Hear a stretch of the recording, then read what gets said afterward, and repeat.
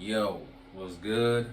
This is Corey, your friendly neighborhood massage technician, and today we're going to go over a self-massage technique that you can use for your lymphatic system, mainly addressing the neck and the head area that you can use to help drain or help encourage drainage of the lymphatic system around your sinuses and the area of your head and neck. So with that, just a couple of quick thoughts I'd like to bring up before we start to get into the nitty gritty of this lymphatic self massage is why am I talking about lymph at this point in time? So, real quick, if you are following me, I have a newsletter that I've been putting out every month, and on the new season of the zodiac sign, which is in relation to the new moon, I put out a video that is addressing the particular body part that is associated with that sign. We're in Virgo right now, and in Virgo, that sign is associated with the digestive system. Lymph is not digestive system, right? However, to provide more context, in my newsletter for the Cancer season, I was talking about the colon and the digestive system in that way, and I didn't want to double back and do digestion again for Virgo, although digestion wasn't necessarily associated with Cancer. It's more stomach and chest, but you know, I made a mistake in some respects. So with that, knowing that Pisces, if you will, which is down the line, mid-February, early March, that Pisces is associated with the feet and the lymphatic system. I thought that it would be good to pull the lymphatic system from Pisces, since the feet is a very strong topic in of itself and can hold its own. I pulled the lymphatic system from Pisces and brought it to Virgo, since it has some level of association with digestion to a degree. It's more like digestion of the bloodstream, if you will, and to help filter out all of that stuff that's within our blood and circulatory system. So that's why we're talking about lymphatic system today. So with that, I'm going to go over the self-massage technique that are down in this video. Also going to talk about the nomenclatures associated with the lymphatic system, the organs that are associated with the lymphatic system, talk about how the lymphatic system works, and give you some other tidbits and tips to help encourage good lymph flow and movement. So with that, go ahead and kick this off. Nomenclatures. So lymph, real quick, etymology for lymph is Latin for, or say lymph, if you will, which is water or clear water. So the idea that's associated with lymph is water, if you will, or at least that's how they was associated with it back in the day in some respects. Just thought I'd give that to you as some general knowledge of words. So nomenclatures, or should I say organs that are associated with the lymphatic system. So of course you have the lymph vessels, veins, and capillaries, if you will, that are strong throughout the body, much in the same way that the arteries, the veins, and the capillaries for the circulatory system are strong throughout the entire length of the body. There are lymph nodes, which are kind of like little beans of pods that are like, I guess, like catchment stations for the lymph as it's flowing through the veins and the capillaries of the lymph system. And within these little nodes, if you will, there's T cells, white blood cells, and things of that nature, and they're helping to filter out any of the debris that's coming in through the lymph system, if you will, as it's moving through to the top of the area where the lymph meets the bloodstream and goes back into the bloodstream. There is the cisterna chyli, which kind of sits in the center, which is more or less a large lymph node, if you will, which is very strategically placed in the a little below the xiphoid process here around the diaphragm, and it's kind of taking should I say taking the support of the movement from the diaphragm to help push lymph up in through the ducts into the circulatory system so that it can further be cleaned. So that's that. There is the spleen, which is also doing some filtration and cleaning of the blood and the lymph as it's in there doing their thing. There is blood marrow, which is kind of helping with the creation of white blood cells and red blood cells. There is also the lymphatic ducts that I was alluding to earlier. In some respects, there's the right lymphatic duct and the thoracic duct, which is again like the inroad of the lymphatic system, where they merge into the subclavicular vein so that the lymph is drained into the circulatory system so that the lymph can further be filtered through the liver and the kidneys so that the lymph itself more or less goes back into the bloodstream and becomes plasma and blood as it was previously, if you will. And of course, as it's filtered and cleaned out in the kidneys and the liver, that waste is then dropped into the digestive system where it becomes poo or pee. So that's the level of association from the lymph to the digestive system, if you will, right? So how does the lymph work? So as I was speaking earlier about the connection with the circulatory system and the blood, blood is of course being pumped by the heart. Heart sends the blood into the lungs, picks up this oxygen, and it goes through their arteries, if you will, and capillaries, and sends this nutrients that is carried by the blood to other tissues and muscles in the body. So as this blood plasma is being delivered to the tissues and the cells and the muscles, as it's being delivered out and like kind of like sponged out, if you will. It's kind of like a porous capillaries in a sense. So like the blood is just kind of like releasing from the capillaries into the areas where it's providing this nutrients to these areas of the body. So as the body parts, if you will, the cells, the tissues, the muscles, is absorbing the nutrients and things of that nature, it sucks in what it can, and there's pretty much like whatever's left, like the residue of, the plasma and all that other stuff. So whatever is left over from the tissues, the cells, and the musculature is absorbed back into the capillaries, or what can fit within the capillaries. However, there is still a residue of, say, plasma that is left that is kind of like coagulated with, say, bacteria. There's foreign invaders that's there. There's T cells that were on the hunt, searching out bacteria and foreign invaders and killing things and doing all that craziness and whatnot that's going on inside of our body. There's dead cells. There are old cells. There are cancerous cells. All of this is just kind of like being like in this area of where our tissues and our muscles and things of that nature are.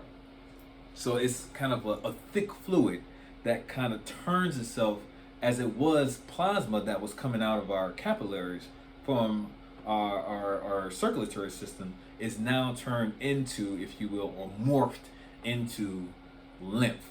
It's a thicker fluid than what was once plasma from the blood. So this thicker fluid, if you will, of all these like dead cells, old cells, residue from the plasma that wasn't soaked up from the muscles and the tissue, and cancer cells and all these things are now being sucked up by the lymph system, right? The lymph system is an open system, right? In essence, that so it's like this fluid is being siphoned. siphoned or sucked up into the lymph system, into the veins and the capillaries of the lymph. So veins and the capillaries of the lymph system, right? So as it's being sucked up, is moving through the lymph veins, and it goes to the catchment stations, those lymph nodes, if you will. And in those lymph nodes, as it's moving up the chain to get to the ducts at the top of the neck, it's being filtered. There are T cells within those nodes, again, like kind of destroying any foreign invaders or anything that's not supposed to be in the body, and filtering out things that needs to be filtered out. And as it's moving through, again, going through the lymph nodes, going through the cisterna, going through all of the ducts, or not the ducts, but like the veins of the lymph system, as it moves through to the top of the neck here, where it gets to those ducts, that right lymphatic duct and the thoracic lymphatic duct. And once it gets up here, there is a merger between the subclavicular vein and those ducts, as those ducts drain that lymphatic fluid that was being siphoned from inside of the body into the circulatory system, where it goes back into that system, so that the plasma, if you will, can be further filtered through the liver and the kidneys, where those areas of the body will filter them out, so that, you know, takes all of filters out that plasma, so that we have clean blood, and takes the waste and pushes it to the digestive system, so that it turns into poo or pee, depending on which area it goes into, right? So more or less, that is the movement of the lymph through the system. Again, it's like the lymph vessels are all over the body, so they're this traveling, if you will, is from the bottom of the feet to the top of the head. From the top of the head is moving down to the ducts. From the feet is moving up to the ducts, right? So that, in a nutshell, is the movement of the lymph and how it works, what it's doing, so to speak. So just wanted to go over real quick this self massage for the neck and the head of the body. So this massage, I'm going to unbutton this shirt real quick so y'all can kind of see the ducts I'm relating to. This massage more or less kind of activates that those lymphatic ducts I was relating to kind of help encourage more movement of the lymph from here, and of course helping to drain out any lymphatic fluids that are within the face area, like the sinuses here, in the neck area, we have the tonsils back here, which is also collecting a lot of that dust and bacteria and things of that nature that are trying to get in through our mouth. And also there are other organs that are helping to catch foreign invaders at the back of our nasal passages, if you will. So to start this lymphatic drainage, if you will, we'll be starting where those ducts are, which is, you see where your clavicle is. You can feel where the end bone of the clavicle is, and a little above that, in like the little soft tissue spot, just a little above the clavicle. We'll be starting from here, and here we start with these little pumps, if you will, lightly breaking the skin and just kind of pushing down a little bit. So like breaking the skin and pushing down and kind of releasing, like pulling the skin taut, if you will, and just releasing the tautness, right? So it's like this, with a maybe like a second rhythm, so to speak, like counting in 1, 2, 3 kind of speed, tempo. And you would do this 40 to 50 times, right, within this area of the body. This helps to activate that duct to kind of get the lymph flowing down into that subclavicular vein, so that that lymph drainage can be filtered through the liver and the kidneys.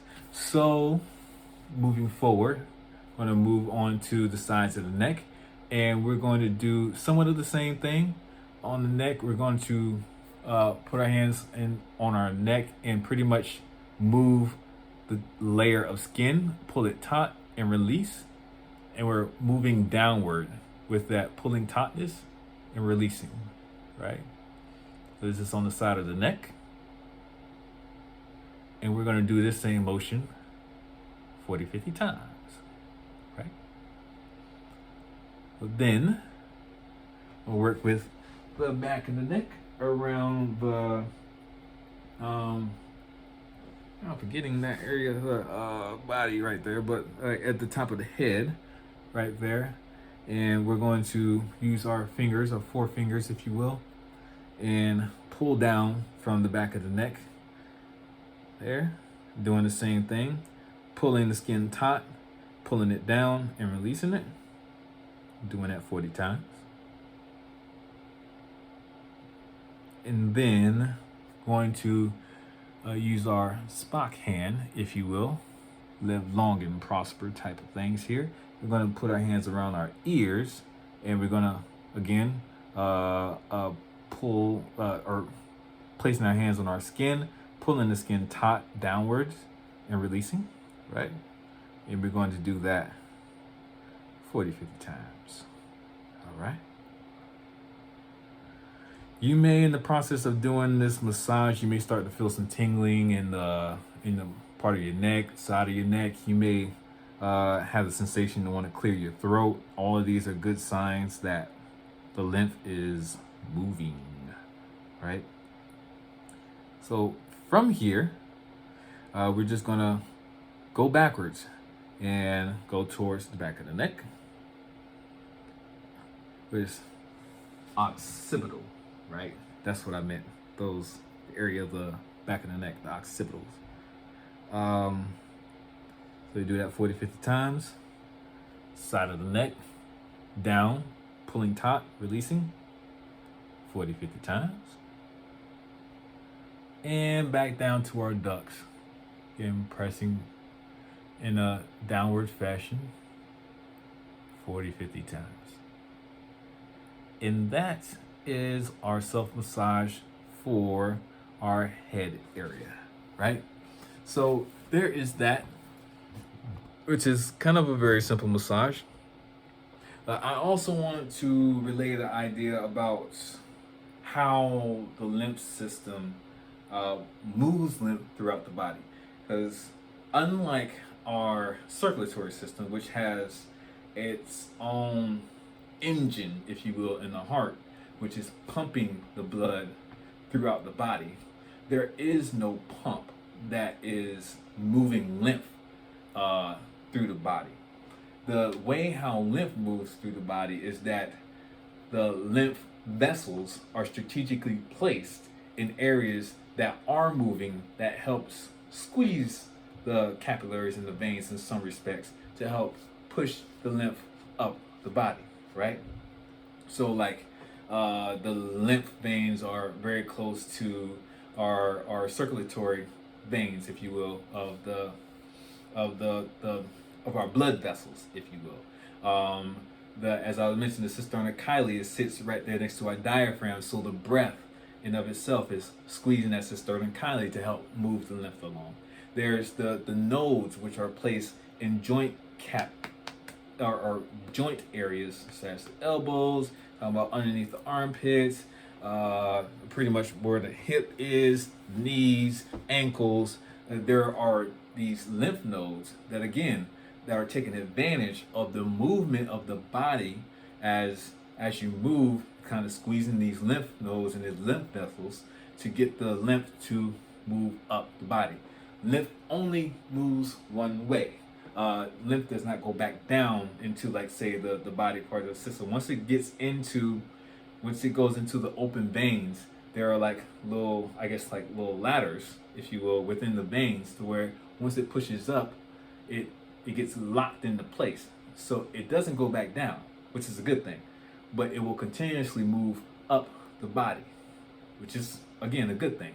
However, if there's no movement of, say, the blood, there's no movement of, your breath, there's no movement of these joints, it slows the process of this lymph, getting in and out of the body, because there's a lot of debris and bacteria and dead cells and cancerous cells and all of these things that are living within this lymph. And the faster that we move this lymph throughout our body and into the bloodstream so it can be filtered and clean, the better we are in regards to maintaining our health, right? A lot of cancer is derived from the lymph system. Usually when there is cancer and they're removing, say, cancer from the body, they're also removing lymph veins and vessels and things of that nature, because the lymph is carrying a lot of bacteria and things of that nature, and they don't necessarily want to have that interfere or cause, say, the cancer cells to come back within the area that was growing, if you will, the cancer cells. So it's very important to have a regular movement routine within your life.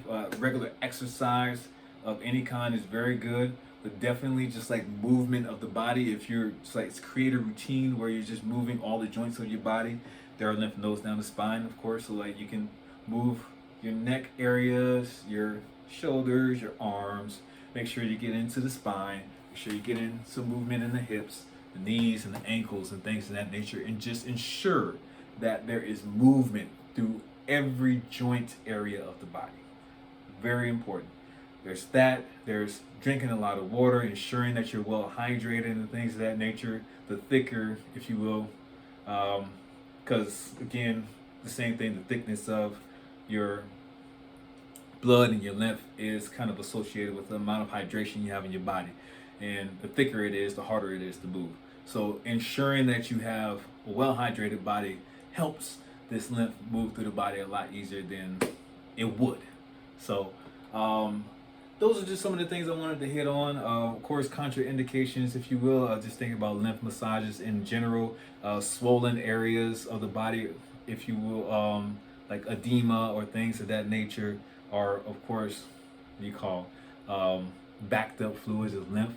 So you may want to avoid those areas, or directly impacting the area that is swollen. But definitely, if you have like swollen of the hands or swollen of the feet or things of that nature, doing like light massage work around the area does help to move the edema, if you will, and the lymph back up through the body. So definitely work around the area. Don't necessarily go on the area and like kind of pushing and prodding the swollen areas and stuff like that. May not be the best thing to do, but definitely working around the area is very good. So with that, I want to leave you with that.